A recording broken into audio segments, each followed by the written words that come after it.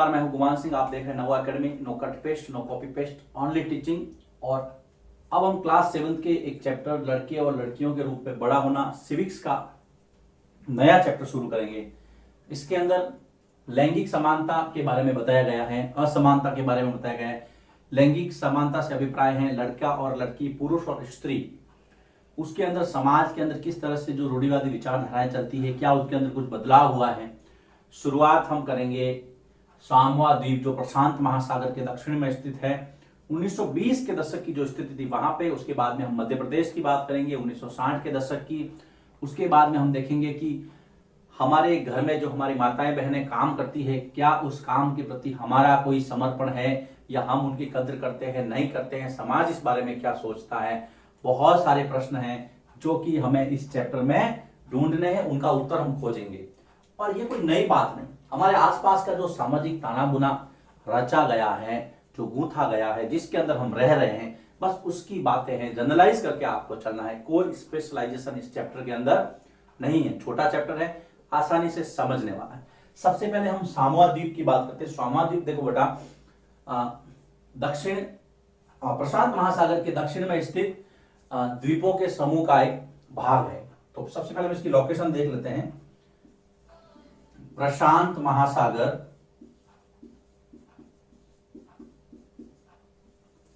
के दक्षिण में स्थित द्वीपों का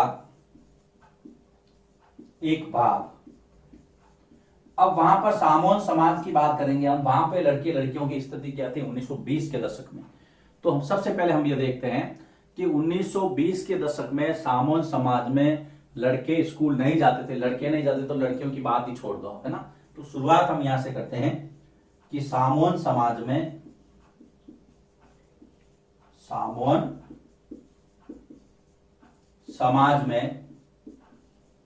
1920 के दशक में लड़के स्कूल नहीं जाते थे।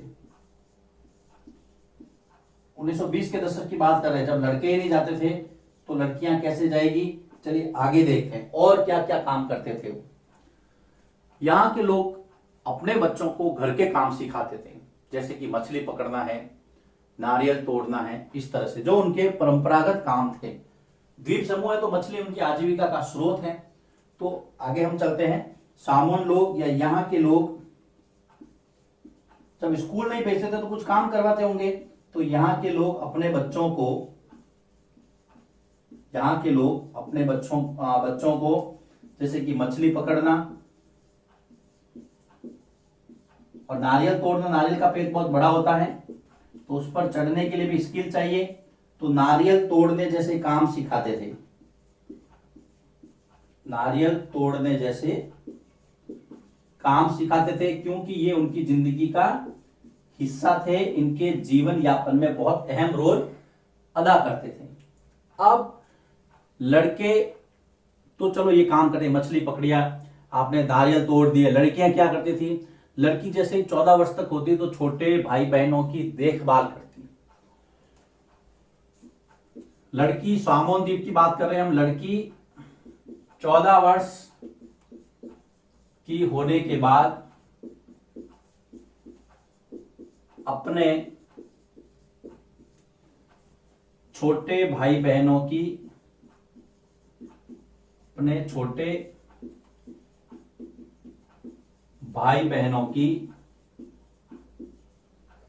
देखभाल करती।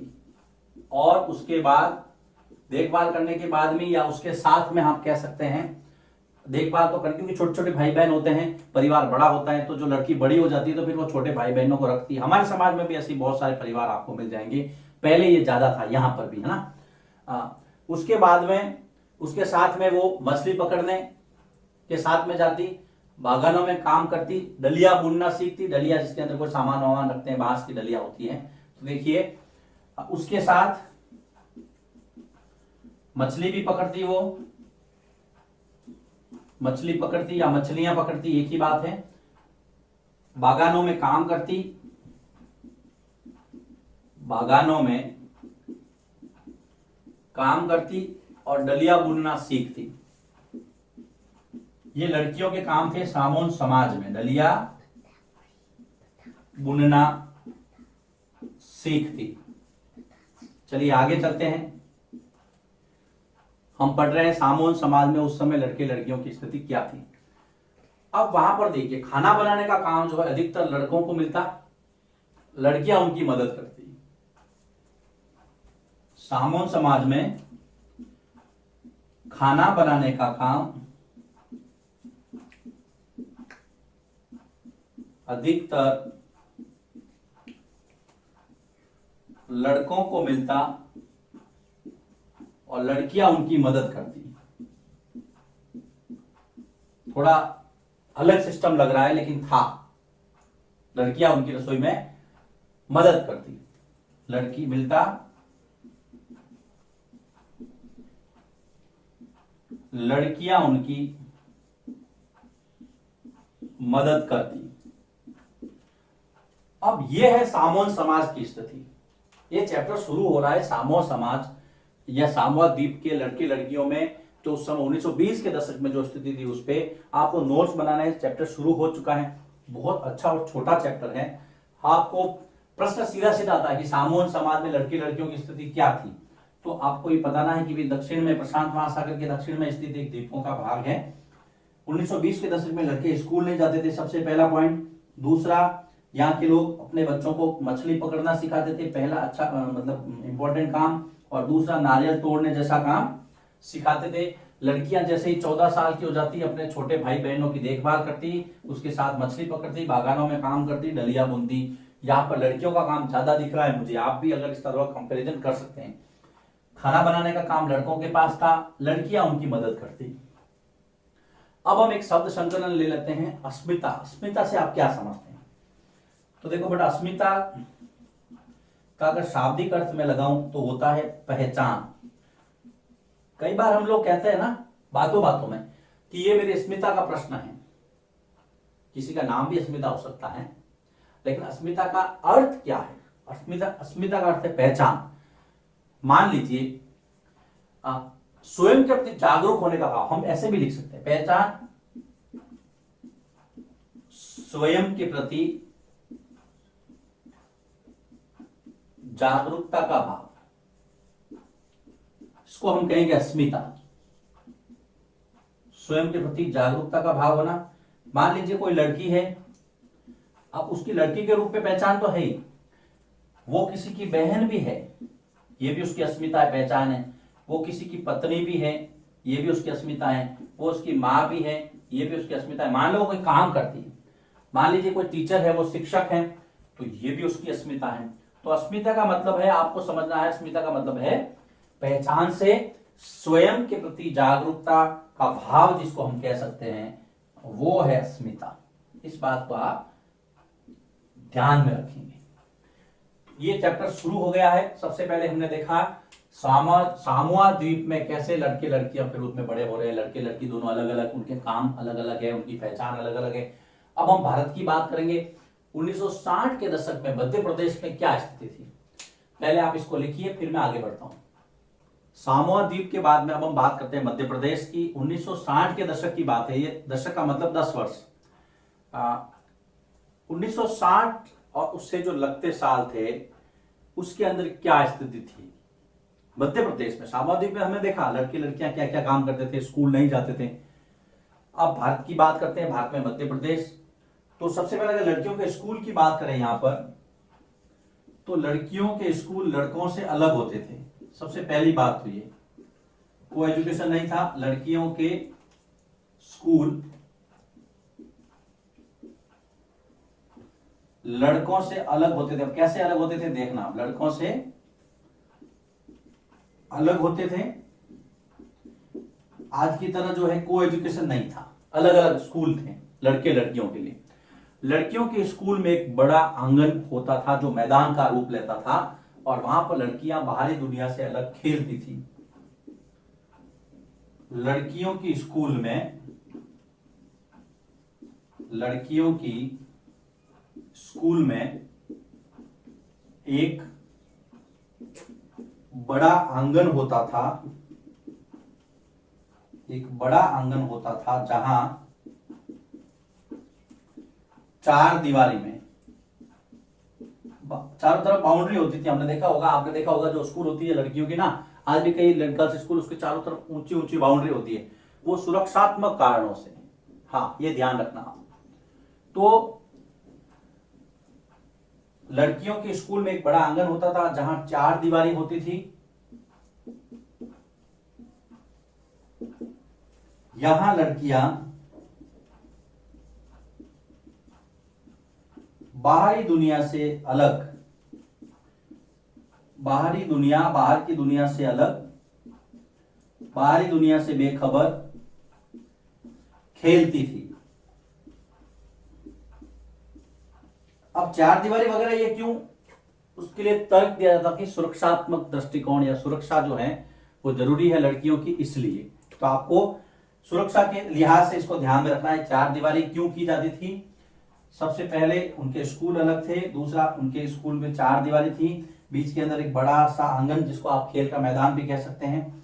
लड़कियां वहां पे बाहरी दुनिया से अलग खेलती रहती थी।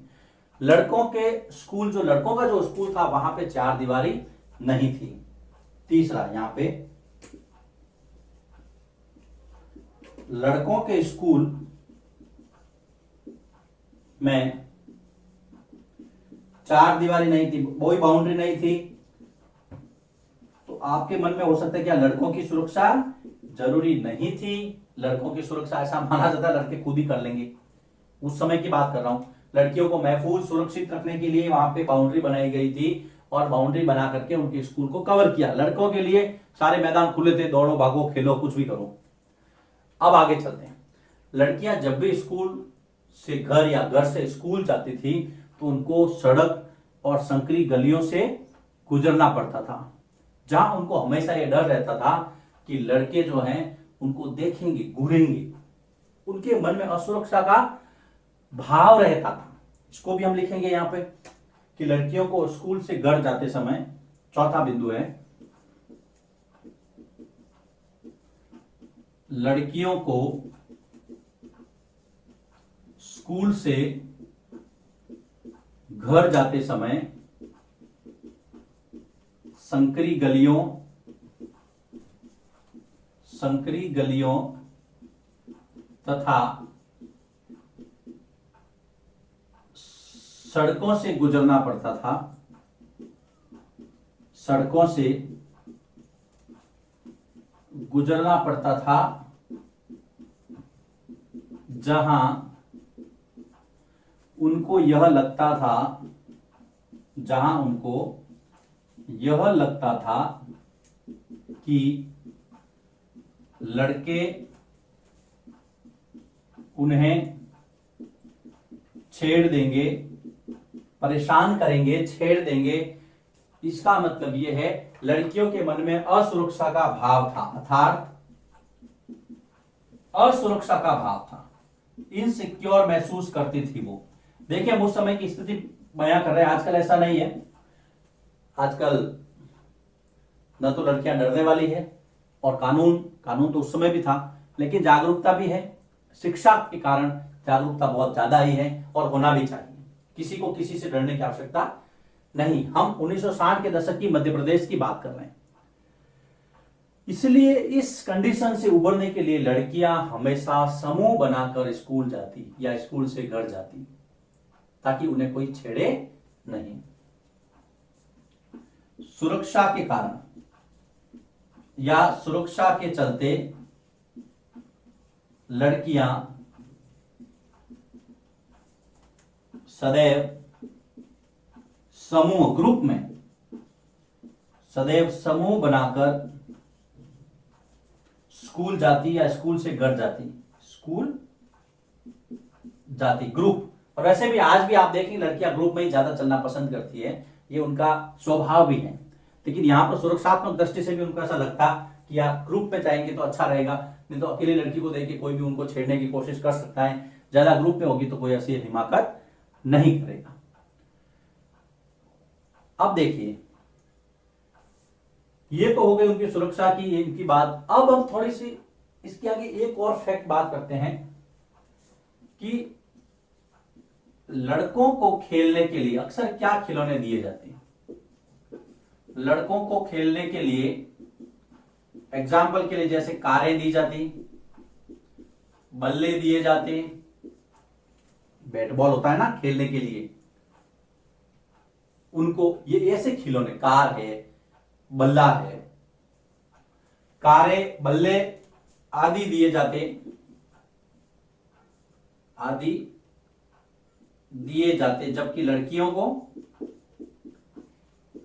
लड़कियां किससे खेलती बेटा? जबकि लड़कियां गुड़िया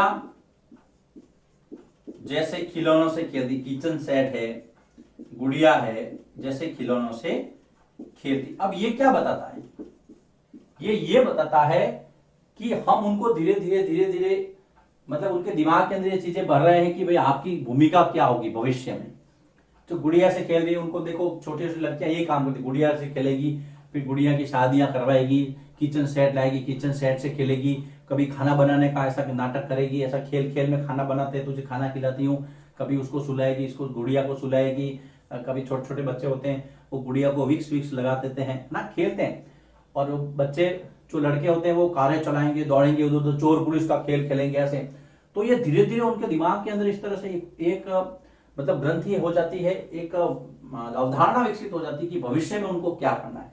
तो ये जो खेल है ना, ये कोई साधारण खेल नहीं है। ये जो है, ये इनकी जो भविष्य की जो भूमिका है कि भविष्य में वो क्या बनना चाहते हैं या क्या है, भविष्य की भूमिका को भी निर्धारित कर सकते हैं, करते हैं। ये कंपलसरी नहीं है, बचपन अलग चीज होता है, निर्धारित कर सकते हैं। लेकिन फिर रुचियां डेवलप हो जाती है धीरे धीरे, और जब रुचि हो जाती है किसी भी चीज में तो फिर आप उसको धीरे धीरे आपके व्यवहार में ले जाते हैं।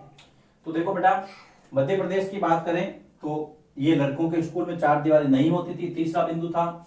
चौथा था संकरी गलियों से लड़कियां गुजरती थी, उनमें असुरक्षा का भाव था कि उनको लगता था कि कोई उनको छेड़ नहीं दे, इसलिए वो समूह ग्रुप में चलती थी।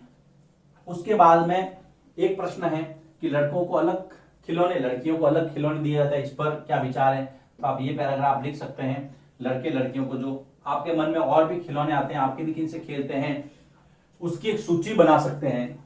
उसके बाद में ये बता सकते हैं कि इससे उनके भविष्य की भूमिका भी निर्धारित होती है, उनके दिमाग के अंदर मानसिक रूप से जो है एक अवधारणा विकसित होती है कि वो भविष्य में क्या करेंगे।